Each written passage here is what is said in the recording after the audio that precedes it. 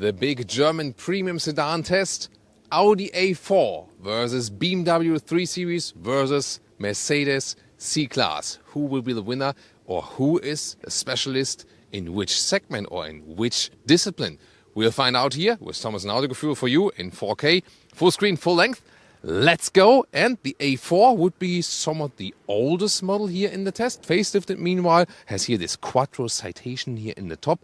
The typical Audi single frame grille, here also blacked out. You can go for this option, but you don't have to. And a very interesting district green color for today. Whereas we have the Melbourne red with the BMW 3 Series. So it's an Audi A4 45 TSI versus a 330i. We have all comparable engine versions and all with all-wheel drive today. Here with the M Sport Pack, and then you can also opt for an extended channel line that you also get the kidney in all the way in the black style. But again, you don't have to go for this one. Sporty accentuations in the lower part, and here also with the most elaborated LED function here, you also have these blue accentuations. A very sporty look both for the Audi and the BMW.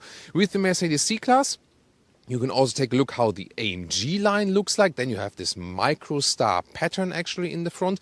The Avantgarde line looks a little bit more subtle, but this new generation has the thing that even the base or the Avantgarde line looks already sportier than the previous generation. So basically a sporty look for all of these ones. AMG line maybe a little bit sportier, but already from this wide perspective, you see that the C-Class always more goes into a more like elegant, elaborate way, whereas the Audi and the BMW goes in a more sporty way. So just from the exterior, I would say sportiest, sportier, less sporty, just from the visual part. Or what's your take? And of course, now exterior, later interior, at the end also, I want to know which ones are your favorite. Length, 4.71 m, 4.73 m for the Audi, 4.75 m for the Mercedes, or 185 inches, 186 inches for the Audi, 187 inches for the Mercedes. So, yeah, but they all are somewhat close. Design-wise, the Mercedes has the most roundish design, you can see, most sensual design, I would say,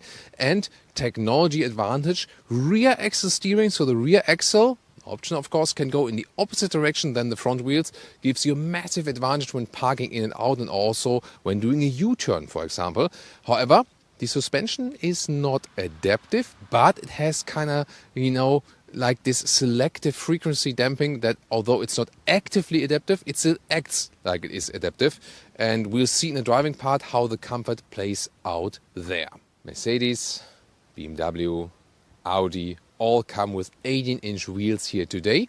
And here the BMW with this M Sport package and also the extended shadow line. We've seen the dark front grille. You don't have to go for these ones, but you can see here all blacked out in the most sinister styling actually. And you have a more rectangular shape here if you compare it to the Mercedes C-Class, for example.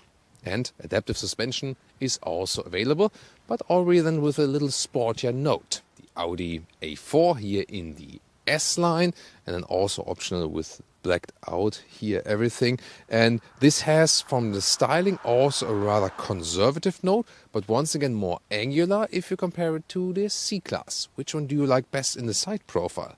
The Audi also is available with an adaptive suspension if you like.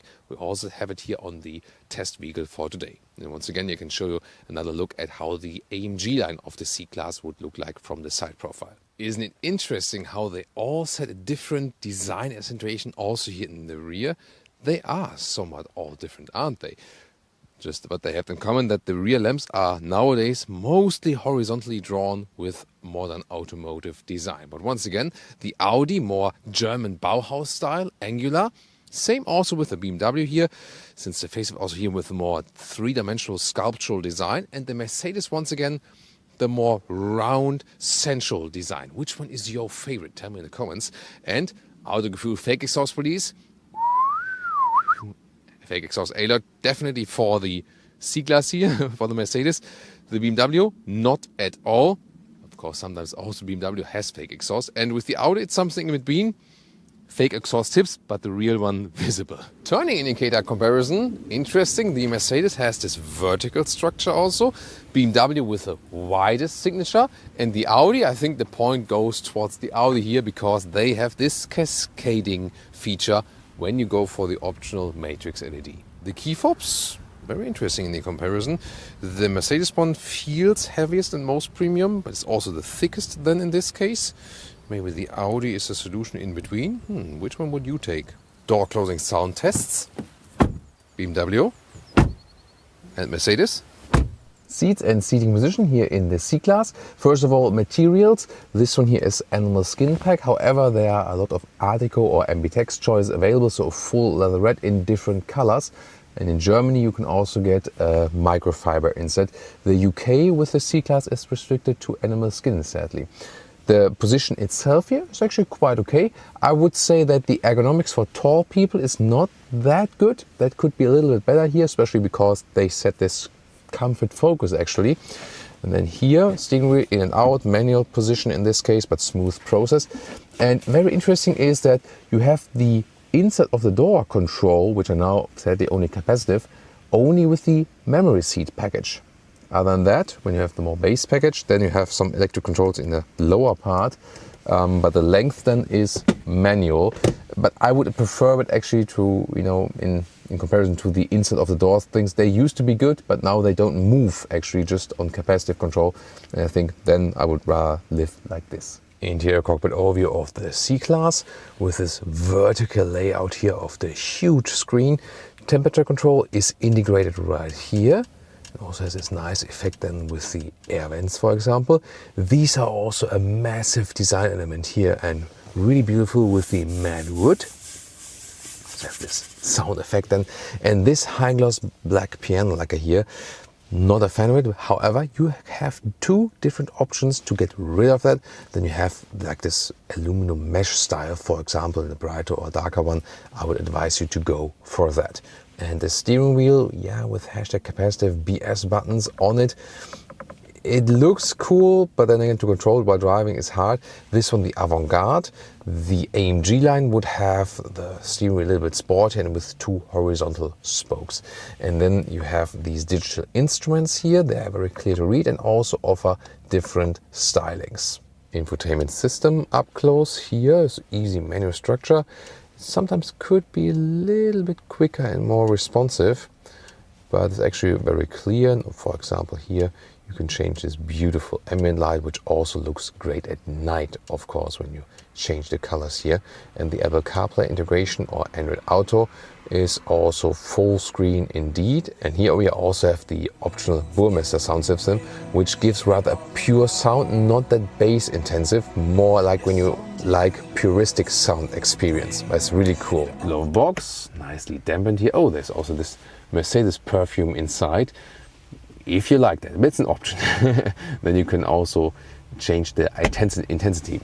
Then here, the middle console, there's this slider, then you have place for your phone, inductive charging, we have two USB-C chargers, and these cup holders here, not happy with them because when you have like a glass bottle or something, a smaller one, it doesn't hold them really tight. However, happy here with the split armrest opening, typical Mercedes, and then two more USB-C chargers. Inside of the doors with the BMW, also soft touch materials here everywhere, and also the window controls here. Everything looks like nice build quality. Seats here, the animal skin pack for the 3 Series. However, base would be now perforated Sensatec, and they are also a little bit softer then. Seating position here in the 3 Series. I have to say the seats are kind of small, at least for tall people.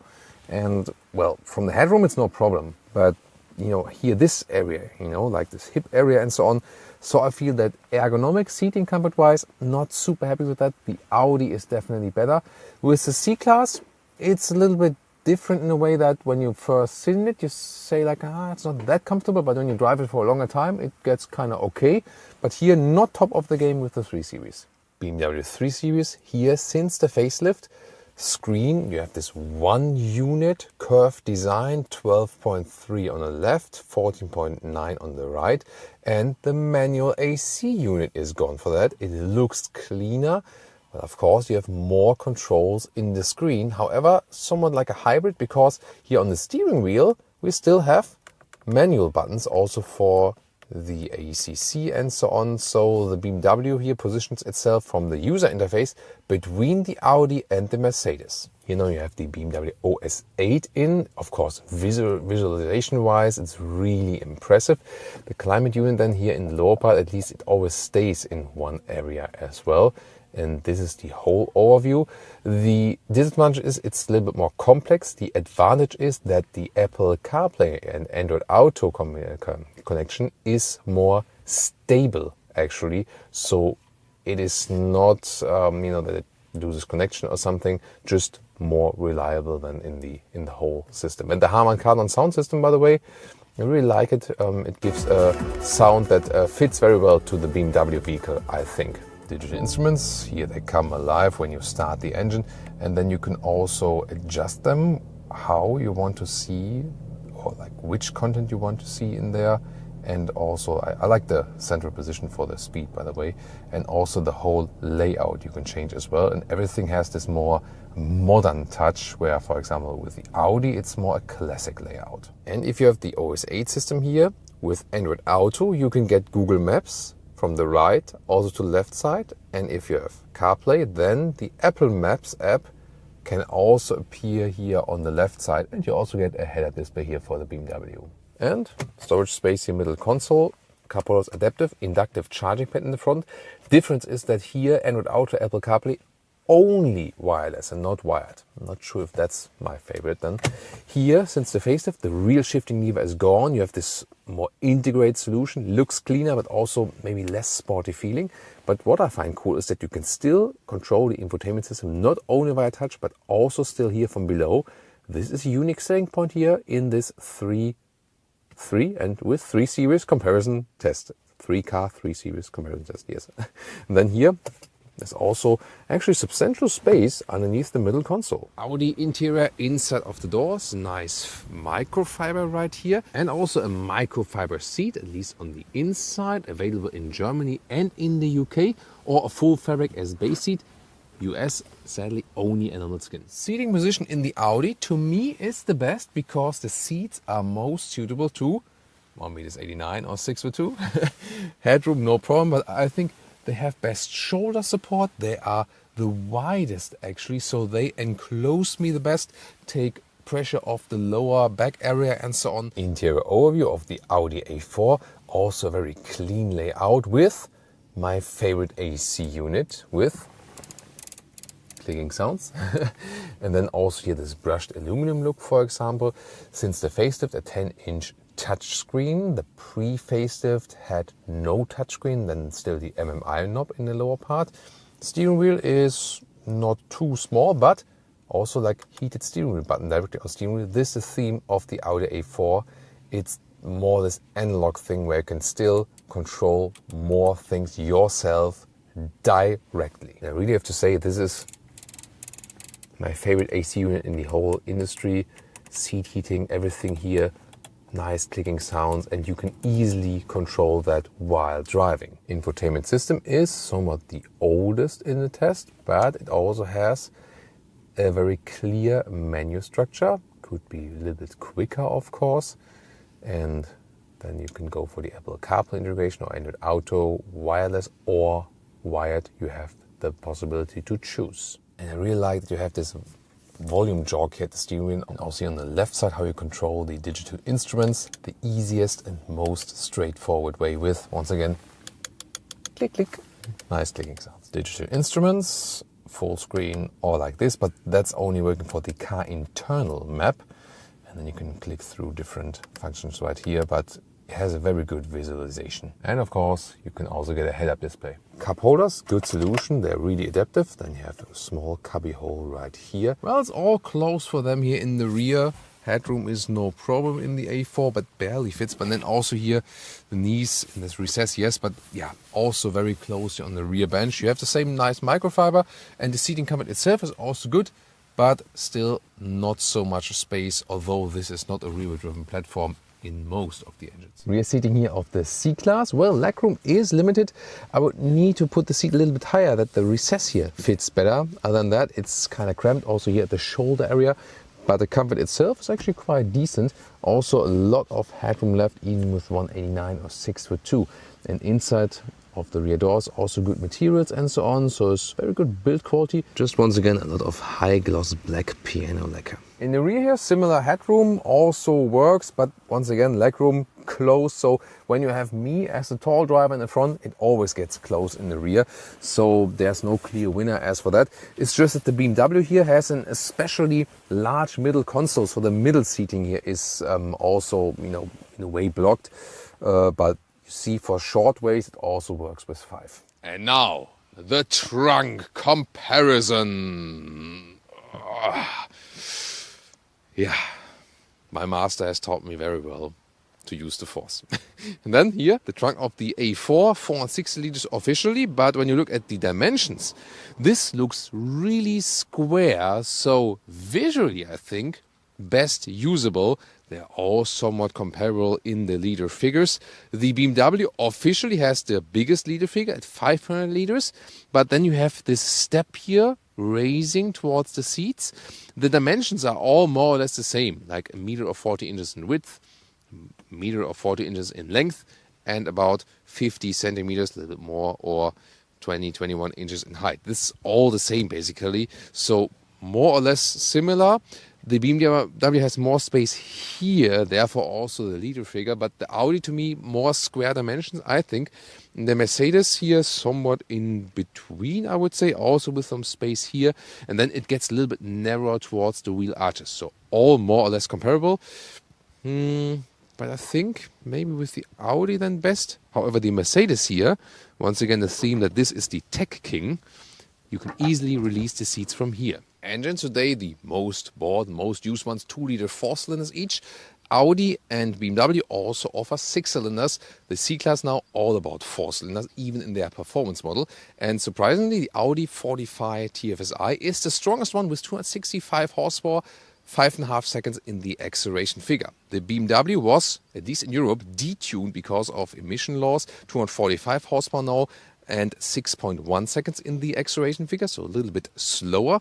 And the Mercedes at 6 seconds in the acceleration figure, 258 horsepower plus the electric boost. Mild hybrid, of course, is also in this segment here now a thing. Both Mercedes and the BMW also have that, but overall they all come close in the acceleration figure, and you can get them either rear-wheel drive or, as we have them here today, all with the four-wheel drive or all-wheel drive.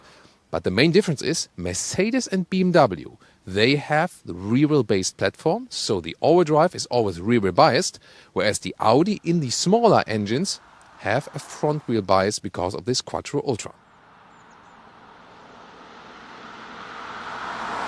Welcome to Thomas's Comparison Driving Lounge. Mercedes C-Class C300 4MATIC, 40 kilometers an hour, German Autobahn. Let's go.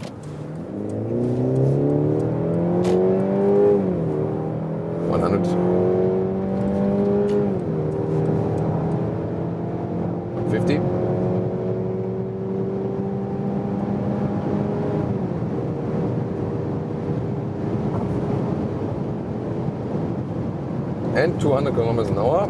There we go. It's actually well done. So the official figure is about 6 seconds for the C300 4MATIC from 0 to 100 kilometers an hour, 60 miles an hour. Yeah, actually quite smooth, and also here at higher speeds. Good noise insulation. It's not loud at all indeed. Lane changes here. Car's not shaking up too much. This is here a selective damping. That means it does not change according to the driving mode, but it constantly is somewhat adaptive in a way that it reacts on the different amplitudes, you know, of the bumps. So the reason for that is they don't want to make an active adaptive system, basically to save money. But at the same time, when there are bumps in the road, it's comfortable, but when there's no bumps, it's basically stiff, that you have more stability, and that works very well. And you've seen it here when we're on the motorway high speed, wasn't shaking up too much, so really happy with the suspension here, although we didn't change anything from that. You really go left and right and so on. It doesn't give you the sportiest appearance, but still it's not shaking up too much, so I think they found a very good compromise. This is equipped here with the rear axle steering option, and that one automatically adds the sportier suspension. So there are two suspensions, the base one and the sport suspension, and when you go for the rear axle steering, it automatically adds the sport suspension that is a little bit lower, 50 millimeters. But it doesn't feel uncomfortable. 18-inch wheels here with winter tires, so it's also a good choice. And here, this is also one of the advantages of the C-Class. Some might not like it. I found it very spectacular. Look at that ambient lighting.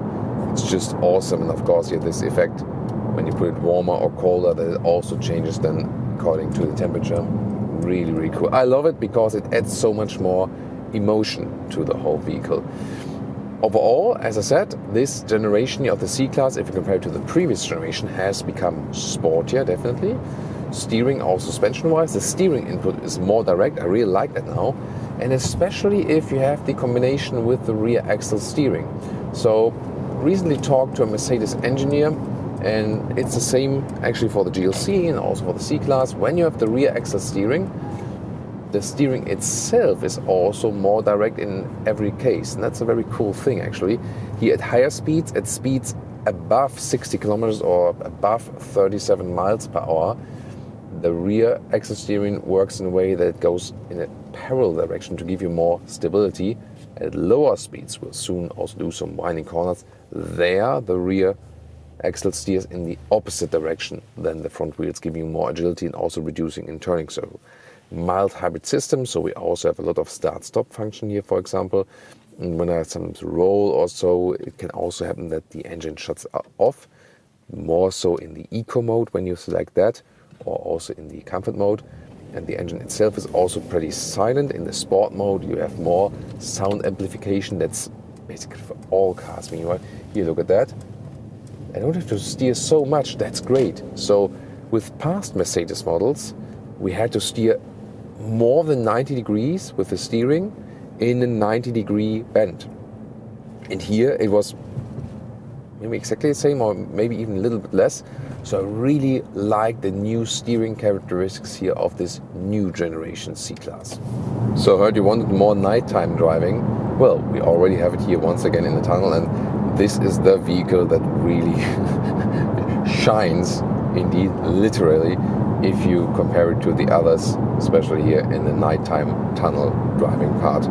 We go once more to the sports mode. You can see you can also select here on the lower side without touching the screen once again, and we go from 100 kilometers this time and accelerate it out.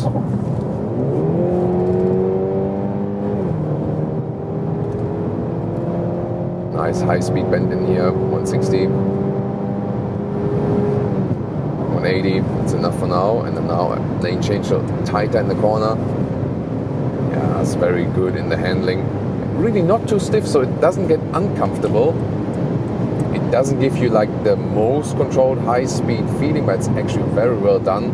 But still you feel that the C-Class in this segment here is rather set on comfort than on sporty driving. But again, this new generation, if you compare it to the previous generation C-Class, is definitely way sportier. But in comparison to the 3 Series and the A4, the C-Class still says like, hey, I'm, want to go more in this elegant, comfortable direction, and I think that's also a good choice.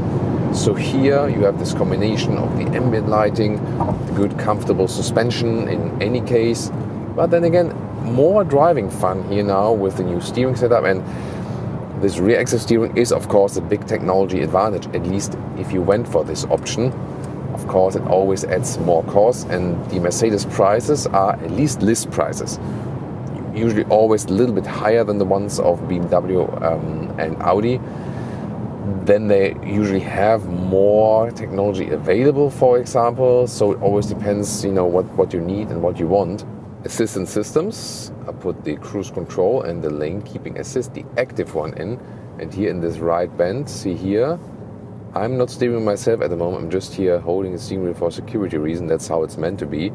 And I tested here on this countryside road often, because usually these systems are more laid out for the motorway, for the Autobahn. There they also just have it easier. But here, when they do it here in a very good way, then they're really flawless. And look at that, how where this one was mastered. Blind spot monitor is also available here. Not too many systems are standard equipment. You always have to go for these optional. And now agile corner run. Now we are in this moment where the rear axle steering helps. Yeah, really feel how the rear of the car is coming around a little bit. Maximum of 2.5 degrees. That's really, really cool. And once again, this new generation of the C-Class with the sportier steering. Here, really easy, nice rear-wheel bias also of that all-wheel drive.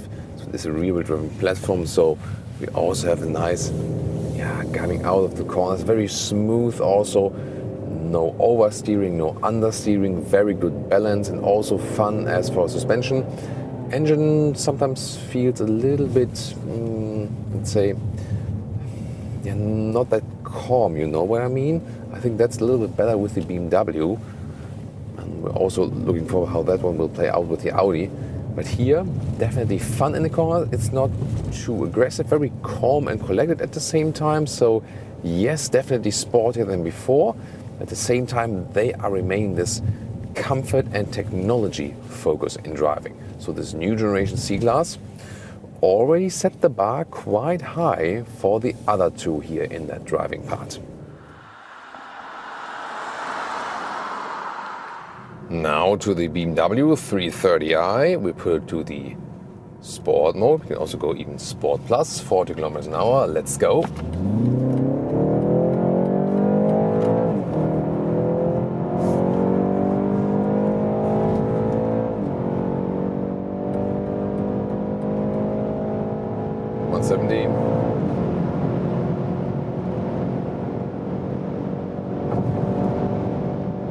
Kilometers an hour. Really nicely done in the acceleration as well. Now here lane change at higher speed. I don't have the best control over the steering, I have to say, and also pretty loud in here. So I feel that this one here is louder than the two others at higher speeds. And suspension is doing a great job. It's actually the stiffest one in the test, I feel. Yeah, you feel it, especially when you're going over these bumps in a very fast way. So the BMW, to me, already right now, seems to be the sportiest proposition in this test indeed. So, suspension laid out on the stiffest tone, the sportiest engine sound, especially with the sound amplification here in the sport mode. At the same time, the engine feels kind of most refined. That's interesting, although the Audi is a little bit quicker. However, the steering here, I have been criticizing that sometimes already with the 3 Series, it feels a little bit vague. Here in the sport mode is better actually, but especially when you are in the normal comfort mode, for example, then it's just really loose, especially in this area. Here to the side, it gets better, but it feels kind of artificial. And I think the 3 Series, told it last time as well, 3 Series should be the benchmark for a natural steering with BMW, but it is the worst in the brand lineup and I still don't get it. A BMW X5, for example, has a better steering feel than the BMW 3 Series, and that can't be. Yeah, it's not that it would be super bad or something, just I would have very high standards for the 3 Series as for the steering input. Really nice since the facelift here, cool visualizations. Of course, it kind of communicates with being both worlds. I already have that feeling in the interior and now also in driving.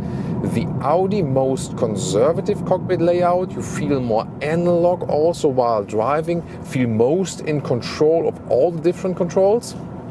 The BMW in between, a mix of analog and digital, and the Mercedes goes full digital. These are the three different things they have basically, and that also transports a little bit to driving. So when the steering input would also be the sportiest, which it is not, then the BMW would be clearly the sportiest in every single aspect. But I think the BMW would need then the steering of the Audi or even of the Mercedes. Yeah, that's really interesting finding. Mercedes C-Class in the new generation has a sportier steering than the BMW 3 Series. And what's going on here? I would have never thought that in the previous generation it was definitely the other way around. With the Mercedes, definitely also due to the rear axle steering. Let's see how much do I have to put in here steering? Yeah, that's comparable to the Audi, I would say. So the Mercedes here even needs less steering input as far as I remember, because of the rear axle steering. They're very, very interesting. Cool thing with the BMW is definitely sporty suspension and the nice engine sound, and how the whole car reacts, and also how rear-wheel biased it is also, even when you have all-wheel drive. The BMW is the vehicle that rather tempts you most to attack, saying like, hey, please drive me right now, drive me harder. Did I say that? So let's go to the motorway once more. And here, for example, I'm accelerating out of the corner. That's beautiful with the 3 Series. So accelerating out of the corner. So we'll do another motorway run here, high speed, and then we will go some winding corners. And there we will also then feel the difference to the Audi then later on, because the Audi has not a rear wheel bias with the all-wheel drive in the 2-liter engine. And this will be different in another test we will also conduct at the later stage, where we'll show you M340i versus C43 versus S4. That is also to come up on Autogefühl very soon, or maybe it's already online when you watch this review at the later stage. And we will also link it, or you can always just use the YouTube search like Autogefühl C43 or whatever model you're searching. Put our channel name in a YouTube search and then the car model you are searching, and most of the models on the market we do have a full review of actually. Here inside the tunnel, by the way, some ambient lighting, yes, and here once again in the middle between Audi and Mercedes is the BMW with more visualizations, more facelift interior update and so on, and a little bit more ambient lighting than the Audi, but not as much as with the Mercedes. Sport Plus mode, and also here you can always switch between D and S, the shifting modes. Here you have to do it separately. In the Audi it automatically goes from D to S, then here you have to do it separately. And we start at 80 kilometers an hour. Let's go. 120. Wow, that's such a nice sound. 150. Also handles very well in that corner here. Good stable feeling. A little bit rougher definitely than the other ones. Way rougher than the other ones from suspension. Yeah, I feel wind noise is higher. Sound is more pronounced and sportier. Suspension is stiffer, but the steering has less control. And the thing is, that's also one of the main reasons why this here feels, let's say, least in control. Again, all at a very high level, all 3 sedans here, all 3 premium sedans set a very high level benchmark, definitely. But we are talking about the nuances of the differences, because we all have them 3 on location here today. So when you think about how aggressive are the vehicles, then the C-Class is the least aggressive. More like what do the cars try to communicate to you? The C-Class tells me, I'm sophisticated, you are sophisticated, chill, relax, lay back, let me float you around a little bit. I'm that setup for Alexa is not complete, whatever. So I'm that small S-Class and so on, and we are better than anyone else, and look at that, how my luxury ambient lighting feature and so on. The BMW definitely says like, what the hell with everyone else, let's attack this road, let's put me in the corners, drive me. And the Audi says like, hey, I want straightforward controls, everything should be straightforward and easy, and you can drive me comfortable and sporty at the same time, And I found that super interesting, how when you directly drive these cars after each other, you can literally feel these small nuances in what the car is trying to tell you. This is super interesting. Yeah, that's also one of the reasons why I love doing these comparison tests for you, because even if I've driven all of these vehicles separately, sometimes there's some time in between, and it's then really tough to remember from the core feeling how the difference was. But when you then drive them all after each other, then you also get these small nuances, and then you can also profit from that.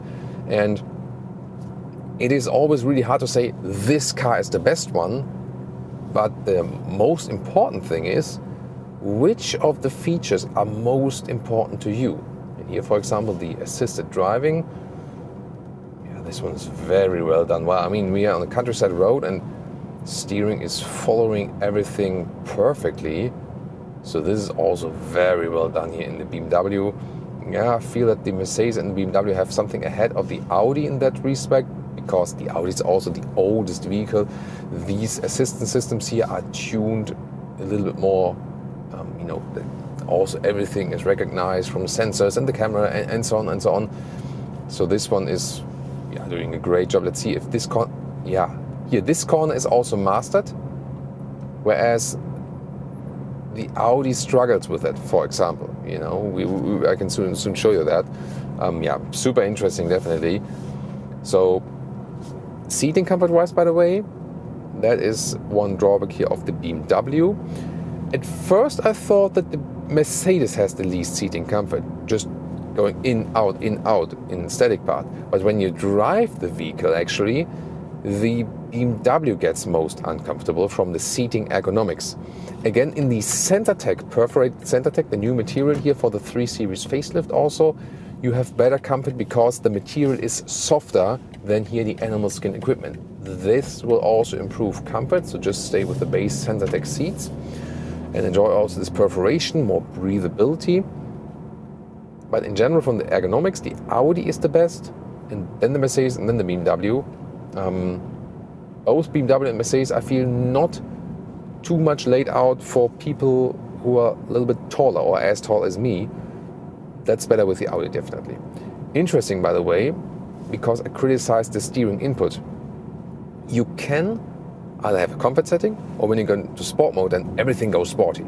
But there's also configure individual, and then you can actually, for example, but that's only a sport individual mode, strangely. Why not putting an individual separately? But you can also select just the different settings and then configure individual.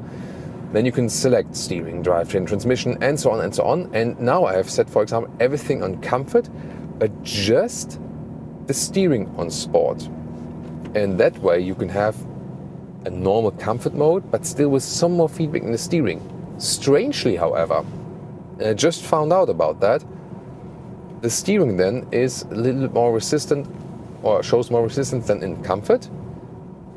But when you then go from sport individual to the normal sport mode, or even to sport plus, there's even more resistance. So you cannot pick the most or the highest resistance feel in the steering wheel by sport individual. That is obviously not possible. And I ask myself, why is that? And that is not only possible automatically in the sport and sport plus mode, where then you also have all other sporty features again. So I guess the best compromise is program sport individual, leave everything to comfort, but the steering wheel, then at least you have some more feeling in it. All right, now in these winding corners, again, steering wheel not good. Whoa, that was some slip. Interesting. So in the Sport Plus mode, more slip is allowed, but then again, also the ESP is ruling also when you have too much slip. You can, of course, also deactivate these systems, but I don't do it here on public roads.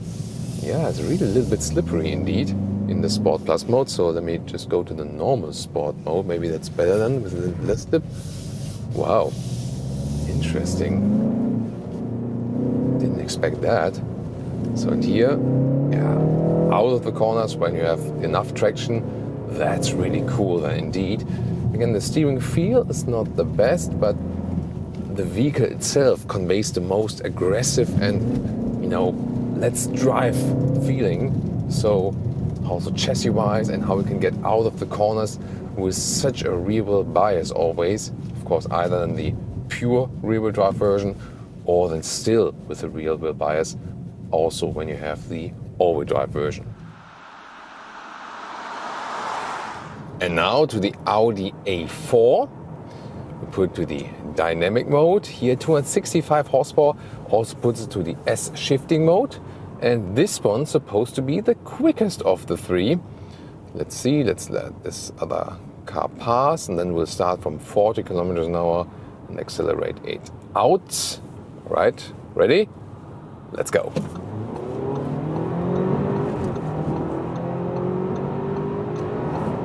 120, 150, 160. I have to cancel it now for safety reasons. This Q8 in front of us blocked us. Here we go now from 130.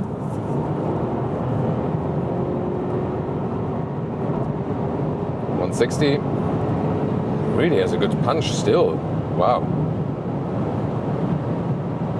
And now 200 kilometers an hour, 125 miles an hour, and really stable here also. Great job from that adaptive suspension in the sports mode, giving me more feedback. Wow, this feels really, everything feels like kind of like integrated. You feel very much connected to the vehicle. That's great actually. Wow, super interesting. Yeah, and indeed, it is a little bit quicker. It's not that the, like engine-wise, the best feeling gives you the BMW engine. Maybe also because of the sound they give on the inside or something. The BMW engine feels at least most refined, but definitely here the Audi one is the quickest. Yeah, super interesting. Of course, when you're accelerating straight out, you don't really feel a big effect of this thing that this one here in the Audi is not a rear-wheel drive engine. They just have that for the 3-liter 6-cylinder petrol and diesel, where you have the standard Quattro overdrive 40-60 split. Here in the 2-liter engines, this Quattro Ultra, where you have predominantly front-wheel drive and on demand also rear-wheel drive. Here, by the way, also in the tunnel, you see difference than to the Mercedes, where everything is shining all over the place with the ambient lighting, and here rather subtle drawn back, which is the basic theme of this interior, that everything is more subtle and more conservative indeed. And that can be a good or a bad thing. It really depends on your preference. As for the all-wheel drive setup, this will be very interesting soon when we go a little bit more agile corners and accelerate out of the corners. If this one still having a significant effect, and if that's maybe worse or something. Here, by the way, again from the steering input, very likable. The thing is, the BMW to me is the worst steering input in the test indeed, and that shouldn't be the case, right? So, you know, BMW has done a lot of things very well in recent models, definitely. You can argue about some double kidneys in the front, but the steering input in the 3 Series is still something I think it needs to be fixed, because it's better in the BMW SUVs. And the Audi always had a great steering input. Now let's take a look here, 90 degrees bend. See here, turn a little bit more than 90 degrees, but feels really natural and progressive. But the surprising thing here is now with the new generation of the C-Class, the steering input in the C-Class, especially when you have the rear axle steering, is, I actually have to say, it's probably even better. And that is a surprising result, because so far the Mercedes steering inputs were more like out for running straight and you have to steer a lot. But this combination, new generation C-Class with the rear axle steering, is even better in steering than the Audi. Super surprising result here, and you only feel it when you directly drive them after each other.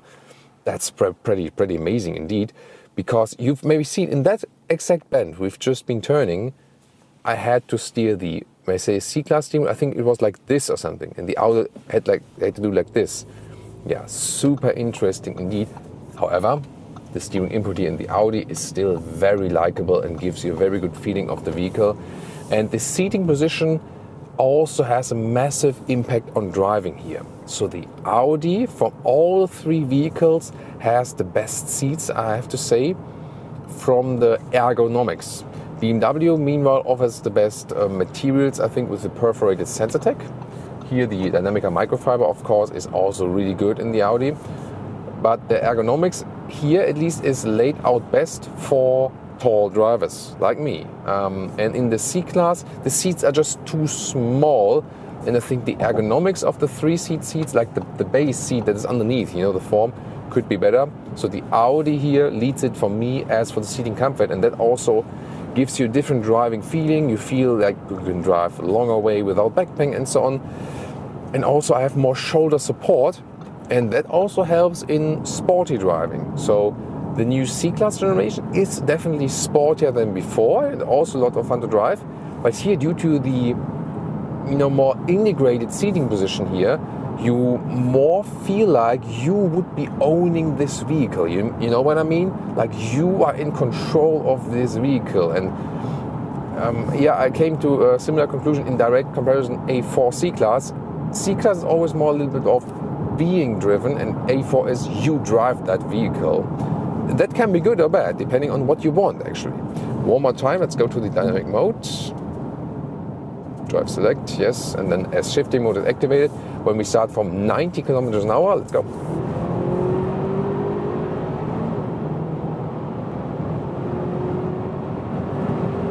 (160). Wow, and feels so nice here in that long bend. I'm still accelerating, and once again 200 kilometers an hour. Wow, good feedback from the suspension. Wind noise wise, they are all good indeed. I don't know, what do you think? Also from the camera, could it be that the C-Class has a slight advantage there? Maybe, right? But really hard to differentiate. Wow, it's really good here from the turning left and right. And I think it's a very interesting thing that the C-Class does not have an adaptive suspension. It sounds like, but it's not. And the BMW and the Audi, they do offer that. And the big difference is that it is stiffer than in the sports mode and more comfortable in the normal mode. However, the Mercedes suspension is so good that it kind of fulfills both, because they have these frequency selective dampers that are also, although they're not actively controlled, still act in an adaptive way. And still the C-Class, especially when you don't pick the sport suspension, which I would not recommend for the C-Class, stick with the base suspension with the C-Class. The C-Class more gives you like a floating feeling on the road, more like, hey, I'm inspired by the S-Class and I want to be most comfortable and luxurious. Whereas the BMW and the Audi say like, hey, we have this adaptive suspension technology, we want to serve both. We want to be comfortable and sporty at the same time, but we more go in a little bit sporty direction. And the C-Class, especially with the non-sport suspension, more goes like, hey, I'm too sophisticated for that to go into that sports game, And that is, again, a thing. I'll also talk about that in the conclusion very soon, that you can't really say with a lot of aspects about that, like, this is bad or this is good. It's more about what you expect from the vehicle and what you appreciate most about individual aspects. We're going to talk about that in depth again in the conclusion. This will be super interesting. Oh, there's a C-Class. Hey, C-Class. Will the C-Class follow me? I guess. Once again to our review location. Do you think that Hey Mercedes reacted in that moment in the vehicle? Yeah, assistance systems, let's test that one here in the Audi. So I'll go back also to the,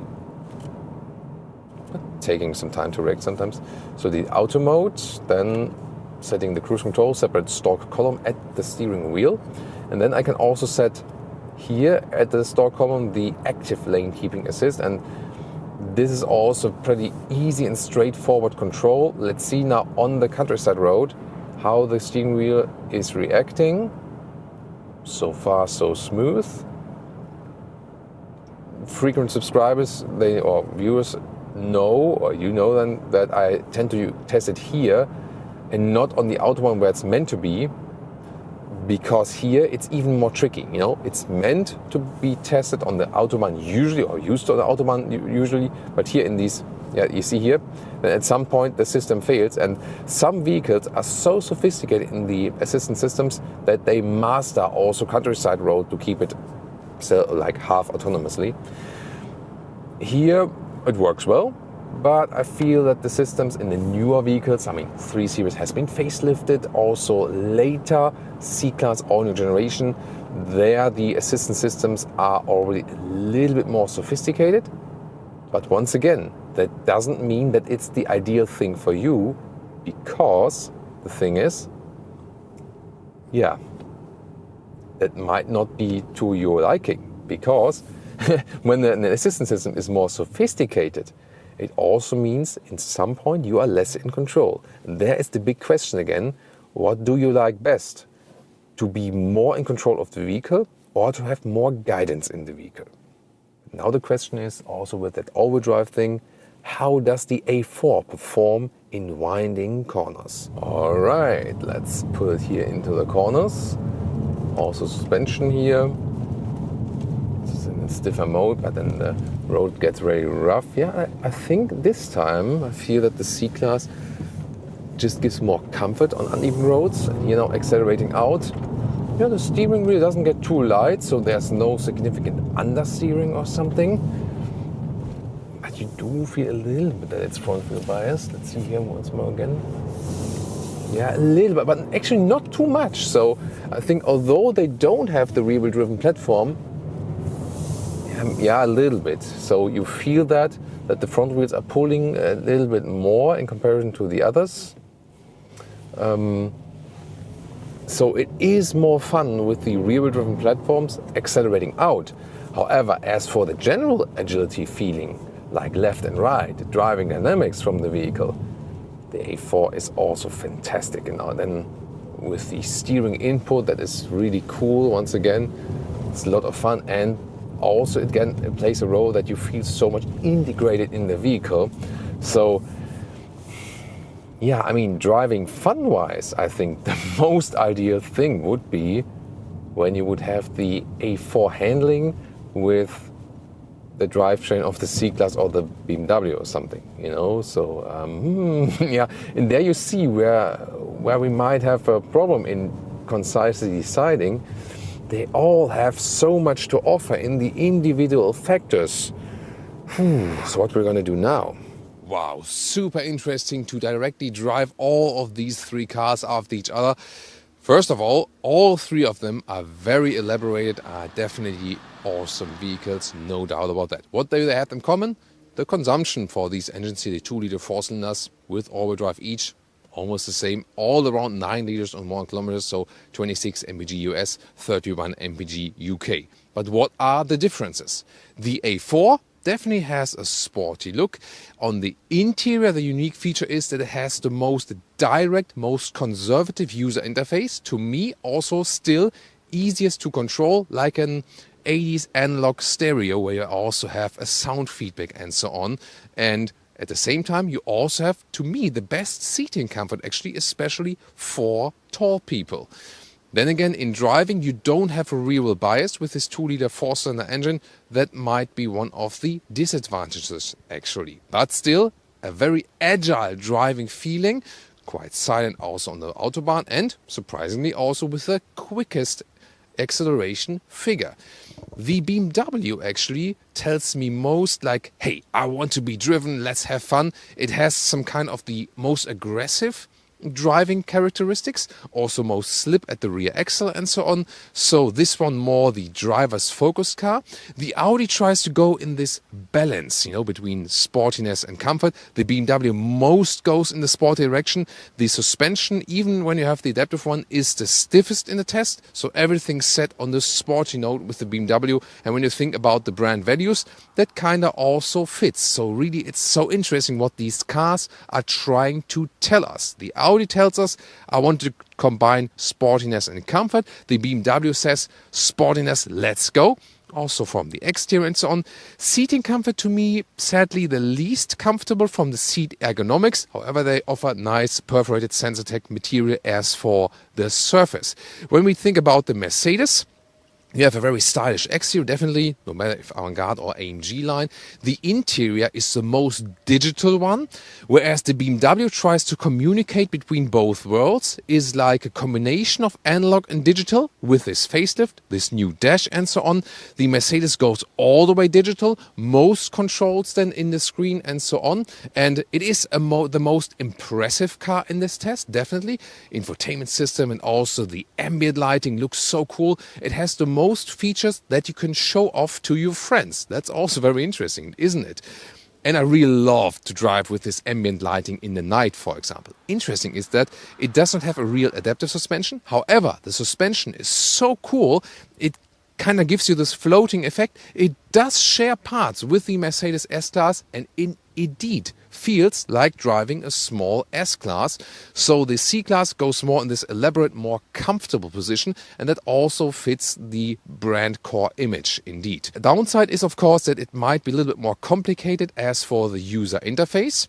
Then again, this high-tech vehicle approach, for example, this one offers the rear axis steering, which helps so much when parking in and out and being more agile, U-turning and so on. So the C-Class is the technology king here of this review.